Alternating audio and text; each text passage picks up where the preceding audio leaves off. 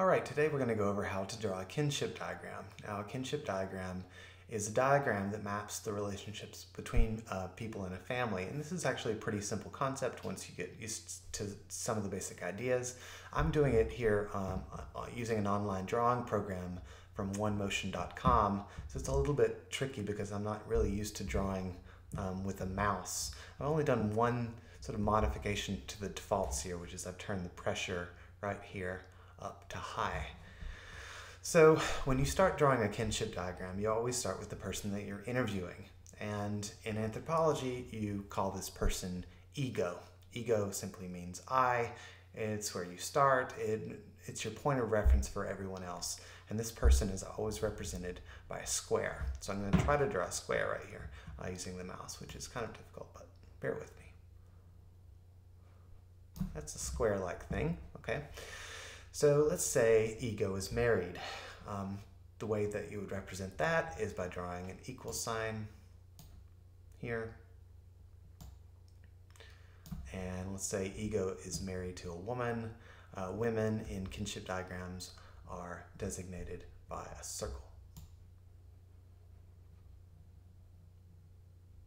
Close enough. Okay. So let's say that ego has two brothers. How do you represent siblings in a kinship diagram? Well, this is how you do it. You go up like this, and then you draw a horizontal line. Going down right there. Leave yourself plenty of room, and down like this. Men are represented by triangles, so I'm going to draw two triangles because he has two brothers. Ego has two brothers, triangle here, and a triangle here. Okay, so let's say one of Ego's brothers is married to a woman. Okay, and we'll draw an equal sign here, an equal sign here. Okay, so this is Ego's brother, married to a woman. Let's say that they've adopted a girl, or adopted two girls, we'll say. The way you represent adoption is by dotted lines and going down. So it would look like this.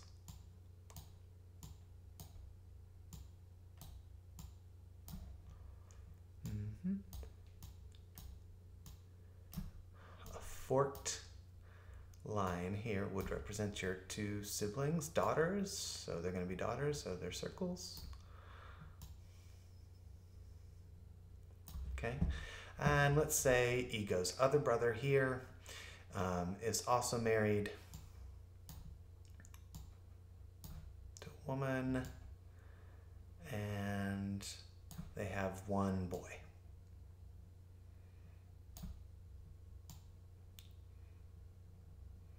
Men are triangles. Okay, so you have Ego. Ego is married to a woman. Ego has two brothers. They're both married. One of the brothers has adopted two daughters down here, and one of the brothers is married and they have a son.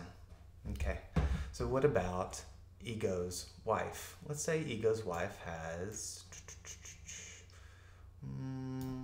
a sister and a brother. Okay, here's Ego's sister. Ego's sister, let's say, lives with a man, but they're not married. How do you represent that? Well, you represent that like this. Kind of like that.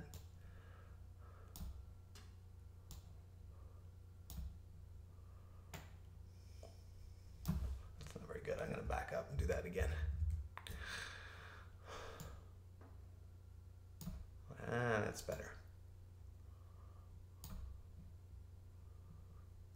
Married to a man.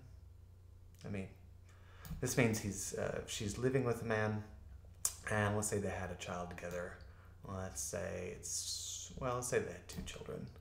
Let's say two boys.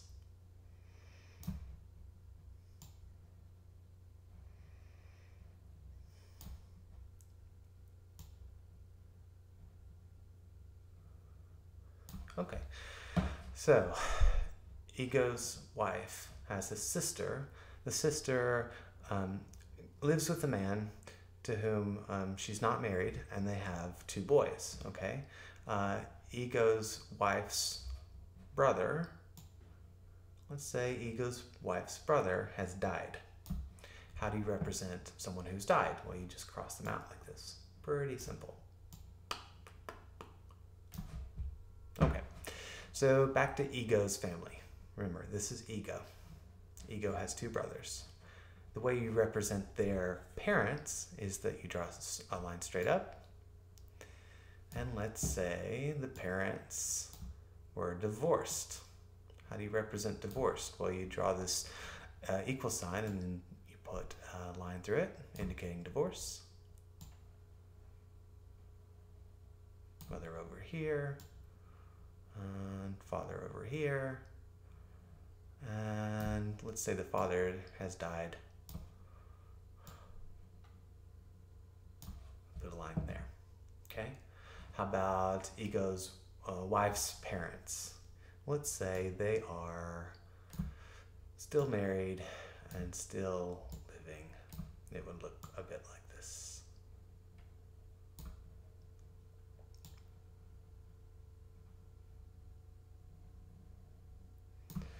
Right? And you can just keep going, right? So Ego's mother had a sister,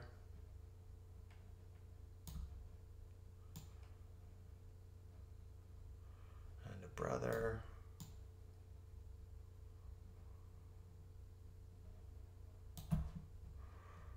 and their parents are not alive, though they were married.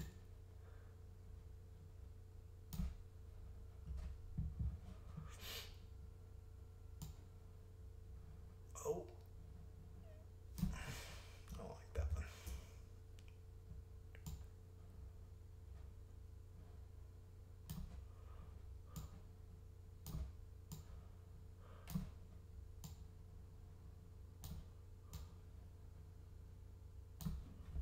Okay.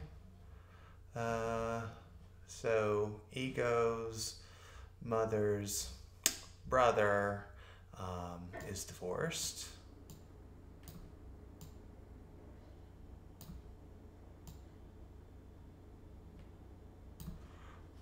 Ego's mother's sister has died.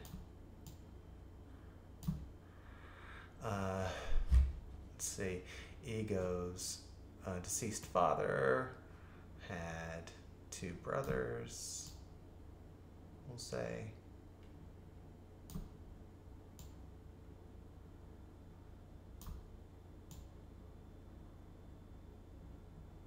And so on. You get the idea. Okay, so here are some of the basics. Ego is where you start.